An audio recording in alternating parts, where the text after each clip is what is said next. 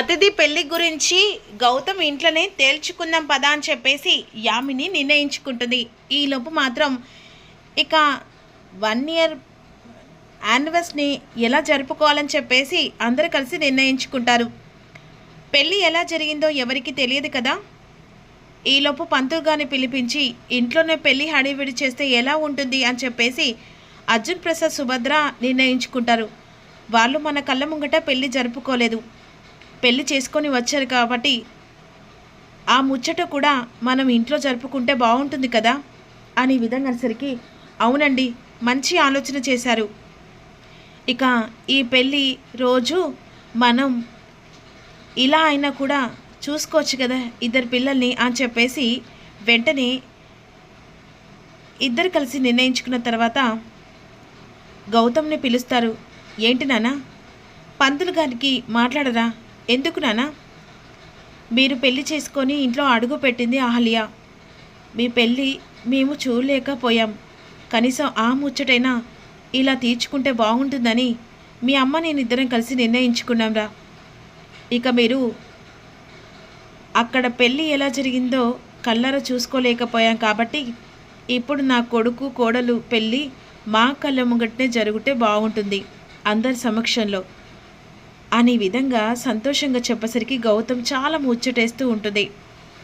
ఈలోపు వెంటనే అహల్య దగ్గరికి వెళ్ళి, అహల్య గారు, మనం పెళ్ళి ఎలా చేసుకున్నామో ఇప్పుడు అందరి ముంగట మన పెళ్ళి జరగబోతుంది. ఏంటి గౌతమ్ గారు మీరేం చెప్తున్నా అర్థం కావట్లేదు. అమ్మ నాన్న మన పెళ్ళి చూడలేదు కదా, ఇప్పుడు ఆ పెళ్లి కార్యక్రమం వాళ్ళ కళ్ళ ముంగట జరిపించాలని పంతులు గారికి మాట్లాడమన్నారు. ఇప్పుడు మన పెళ్ళి అందరి సమక్షంలో జరగబోతుంది పంచభూతాల సాక్షిగా అని చెప్పేసరికి గౌతమ్ ఇక ఆ మాట చెప్పిన అహల్య మనసు చాలా సంతోషంతో నిండిపోతూ ఉంటుంది. ఈలోపు మాత్రం ఇక ఫంక్షన్కి అన్ని ఏర్పాట్లు జరుగుతూ ఉండగా అదే సమయానికి యామిని కుటుంబం మొత్తం దిగుతుంది. ఇక ఇంట్లో హడావిడి. పంతులు గారు వస్తారు. పెళ్లి కూతురుగా శ్రావ్య అహల్యను రెడీ చేస్తుంది. గౌతమ్ పెళ్లి కొడుకుగా రెడీ అయిపోతారు. పంతులు గారు వస్తారు.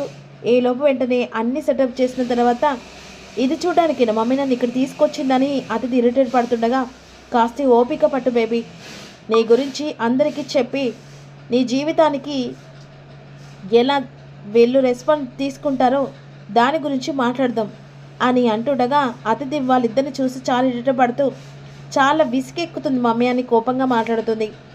పంతులు గారు మంత్రాలు చదువుతుండగా పెళ్లి కూతుర్ని పెళ్లి కొడుకుని తీసుకురమ్మని చెప్పేసి కూర్చోబెట్టి మంత్రాలు చదువుతుండగా ఈలోపు వెంటనే అహల్య మెడలో గౌతమ్ మళ్ళీ తాళి కడతాడు. పెళ్లి జరిగిపోతుంది. ఈలోపు కాశ్మీర్ నుంచి ఇక అన్నీ ఇవ్వాల్సిన ప్రతి ఒక్కటి తీసుకొని వస్తూ ఉంటారు. వెంటనే ఇక్కడ పెళ్లి జరిగిపోతుంది. ఆల్మోస్ట్ ఇంద్ర కావాల్సిన వస్తువులన్నీ ఇక అర్జున్ ప్రసాద్ వాళ్ళ ఇంటికి తీసుకొని వస్తూ ఉంటారు. ఈలోపు ఆర్మీ వాళ్ళు వచ్చేస్తారు. గౌతమ్ ఈలోపు అహల్య మేడతో తాటి కట్టేస్తారు. అందరు కలిసి బయటకు వస్తారు. ఇక ఇంద్ర కావాల్సిన వస్తువులు కొన్ని మీకు అప్పచెప్పడానికి వచ్చాం అని చెప్పేసి ఆర్మీ పోలీసులు వస్తారు. ఇంద్ర కావాల్సిన వస్తువులు ఇక మాకు అవసరం లేదు, వాడి జ్ఞాపకాలు మాకు చాలని చెప్పేసి అర్జున్ ప్రసాద్ అంటూ ఉంటాడు. తను ఒక అమ్మాయిని ప్రేమించాడు, కనీసం ఆ అమ్మాయి గురించి తెలుసుకో, అయినా ఆ అమ్మాయికి ఈ వస్తువులు అప్పచెప్తే ఇంద్ర వస్తువులు తన జ్ఞాపకంగా మిగిలిపోతాయి కదా అని చెప్పేసి ఈ విధంగా ఆర్మీ పోలీసులు మాట్లాడుతూ ఉంటారు. ఏంటి, ఇంద్ర ప్రేమించాడా ఒక అమ్మాయినా? అంటే ఆ అమ్మాయికి వస్తువులు అందచేయాలా అని ఆశ్చర్యపోతాడు అర్జున్ ప్రసాద్. అవునండి, తన గురించి తెలుసుకొని కనీసం తనకి జ్ఞాపకంగా ఇంద్ర జ్ఞాపకంగా తన వస్తువులు అప్పచెప్పండి అని ఆర్మీ పోలీసులు వెంటనే అర్జున్ ప్రసాద్లో వస్తువులు చేతిలో పెడతారు. ఈలోపు అహల్య గౌతమ్ తడబడుతూ టెన్షన్ పడుతూ ఉంటారు. ఇంద్ర ప్రేమించింది ఇక్కడ అహల్య అని ఇక గౌతమ్కి అహల్యకి మాత్రమే తెలుసు కాబట్టి ఈలోపు వెంటనే లోపలికి వెళ్ళిన తర్వాత వాడు ఎవరిని ప్రేమించాడు, ప్రేమించిన అమ్మాయి కోసం తెలుసుకొని దాని చేతిలో ఈ వస్తువులు పెట్టడం ఏంట్రా అని భానుమతి అంటూ ఉంటుంది. ఈలోపు అంతా అయిపోతుంది. ఇక పెళ్ళి అయిపోయిన తర్వాత ఆ టైంకు యామిని మీ అందరితో ఒక విషయం మాట్లాడాలి. అందరూ సంతోషంగా ఉన్నారు. ఈ ఇంటి కోడల్ని అహల్యం చేసుకున్నారు.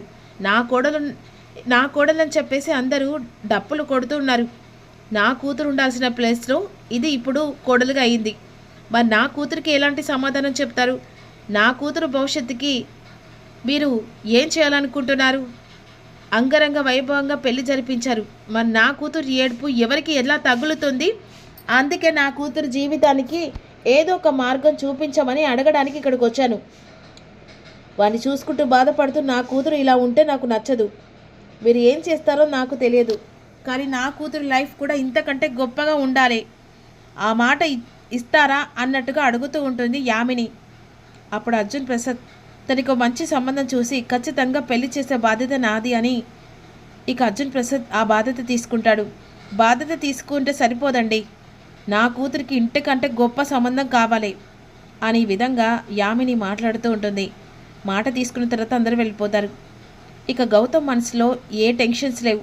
అహల్య తన భార్య అయిపోయింది అందరి సమక్షంలో. తనకి ఐ లవ్ యూ చెప్పాలని ఒక పెద్దగా గ్రాండ్గా సెలబ్రేషన్ చేస్తాడు. అహల్యని ఒక చోట తీసుకొస్తాడు. ఏంటండి ఇక్కడికి వచ్చాం? నా మనసులో మాట చెప్పడానికని వెంటనే ఐ లవ్ యూ విజువల్ చూపిస్తాడు. అది చూసి అహల్య చాలా మురిసిపోతూ ఉంటుంది. నా మనసులో మాట నీకు చెప్పడానికి ఇన్నేళ్ళు పట్టింది. I love you Ahalya, I love you అని చెప్పేసి గట్టిగా పెద్ద పెద్ద అరుపులతో చెప్తుండగా అహల్య మనసు చాలా చాలా సంతోషపడుతూ ఉంటుంది. ఐ లవ్ యూ అని సింబల్ చూసి పైనుంచలి అలా వెంటనే చాలా మురిసిపోతూ హగ్ చేసుకుంటుంది. ఇక అహల్య మనసులో ప్రేమను కూడా గౌతమ్కి అదే విధంగా చెప్తుంది. ఇక ఒకరికొకరు అలా దగ్గరైపోతారు. దగ్గరైన జంటకు ఎలాగైనా వీళ్ళు దూరంగా ఉన్నారు, మనస్ఫూర్తిగా భార్యాభర్తలు లేరన్నట్టుగా గౌతమ్ అహల్య గురించి అర్జున్ ప్రసాద్ ఆలోచిస్తూ ఈరోజు వీళ్ళ పెళ్ళి సంతోషంగా జరిగింది, వీళ్ళ సంతోషానికి కారణం మనం, అలాగే అతిథి పెళ్ళికి కూడా కారణం మనమే కావాలి. తనకు ఒక మంచి సంబంధం చూసి పెళ్లి జరిపించే బాధ్యత తీసుకున్నాను అనేసరికి భానుమతి వచ్చి అసలు రోజు రోజుకి ఇంట్లో ఏం జరుగుతుందో అర్థం కావట్లేదురా. అతిథి ఇంటి కోడలు కావాల్సింది, ఇప్పుడు తనకి సంబంధం చూసి పెళ్లి చేస్తానని యామినికి మాట ఇచ్చావు, కానీ ఇప్పుడు తీరా చూస్తే ఇలా జరిగింది. అసలు కనీసం నాకు పెద్దదానని గౌరవం లేకుండా ఇంటికి కావలసిన కోడల్ని పర ఇంటికి చేయడానికి నువ్వు మాట ఇచ్చావు కదరా అన్నట్టుగా మాట్లాడుతూ ఉంటుంది. రాబోయే ఎపిసోడ్లో ఏం జరుగుతుందో తెలుసుకుందాం. Don't miss you.